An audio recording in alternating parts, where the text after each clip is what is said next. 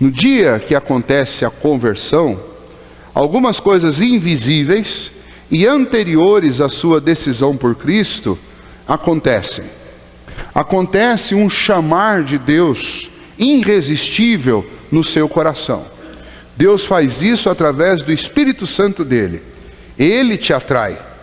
Lá em Jeremias diz que o Senhor tem feito isso conosco. Com amor eterno ele tem nos amado e com benignidade ele tem nos atraído. Com bondade o Senhor nos chama. Ele atrai você para ouvir a palavra dele. Você ouve a palavra dele, o Espírito Santo de Deus convence você de que isso é verdadeiro, e então esse chamado fica claro para você. E aí então você passa por aquilo que nós chamamos comumente de uma conversão. Normalmente a gente diz assim: olha, eu me converti no dia tal e tal e tal. Na realidade é um jeitão nosso de falar isso, porque o certo seria dizer: olha, no dia tal o Espírito Santo converteu o meu coração. Porque isso é uma obra completa do Espírito, uma obra de Deus na nossa vida. Mas a partir daí começa um caminhar, que nós chamamos aqui, a proposta que nós demos, com base naquilo que Paulo tem ensinado, um caminhar para a vida. É um avançar diário nosso em direção à justiça de Deus.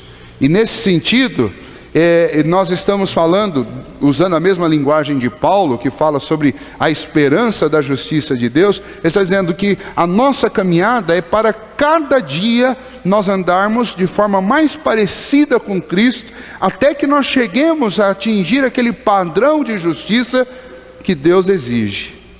É óbvio que nós não vamos conseguir isso sozinhos, e é óbvio que nós não vamos conseguir isso aqui.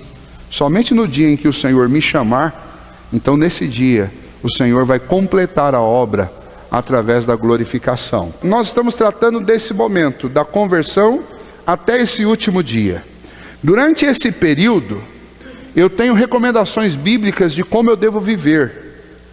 Diferente daquela proposta que os judaizantes estavam querendo impor em cima dos crentes da Galácia, que eles tinham que se circuncidar, eles tinham que seguir aquelas leis dietéticas e uma série de cerimoniais para garantir a sua salvação. Paulo diz: não, salvação, e ele discute isso, 5 capítulos. Salvação é pela fé em Cristo Jesus. Você crer na mensagem do Evangelho. Se você crer verdadeiramente, se o Espírito Santo te convencer disso, você está salvo. Porque foi o sacrifício de Cristo que foi suficiente para a nossa salvação, e não precisa ser acrescentado mais nada para que você tenha segurança. Agora, eu vou viver totalmente livre, sem proposta, sem foco, sem objetivo na vida, simplesmente porque em relação ao céu eu estou tranquilo, porque isso é uma obra de Cristo? Não. Paulo diz: não, nem 8 nem 80. Você não vai viver com o peso das enciclopédias da lei sobre suas costas, mas também você não vai andar de forma libertina.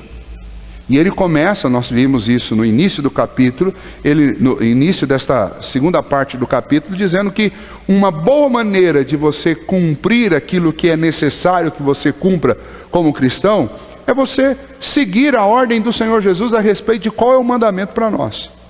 O mandamento é amar ao Senhor de todo o nosso coração e ao próximo como a nós mesmos. E aí Paulo diz: olha, a minha sugestão para vocês é o seguinte: considere cada um superior a você mesmo, porque fazendo isso você vai demonstrar de fato amor pelo seu próximo. E se vocês fizerem isso, vocês vão cumprir toda a lei. Se do contrário vocês não fizerem isso, vocês vão ficar se mordendo uns aos outros, e isso pode destruir vocês. É o que ele diz: cuidado, vocês vão acabar se autodestruindo. Então Paulo já dá a proposta. A proposta é: existe sim uma lei régia sobre a nossa vida.